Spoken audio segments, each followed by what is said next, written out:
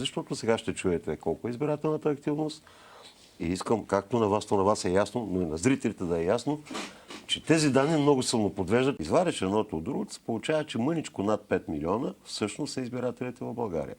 Но също така се оказва, че около 1 200 милиона 300 хиляди избиратели всъщност са в чужбина.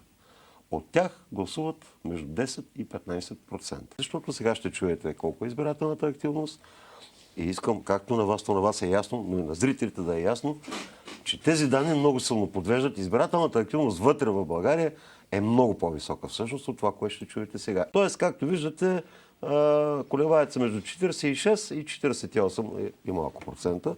Избирателната активност до 20 часа на някои места и след 20 часа все още се гласува на малко места. Ако ги махнем и смятаме само върху хората с избирателно право в България, ще видите, че избирателната активност ще бъде при тези данни 60, ако не е над 60%, което не е високо, но в никакъв случай не е ниско. Не е рекордното унгарско, но е общо взето средноевропейска активност.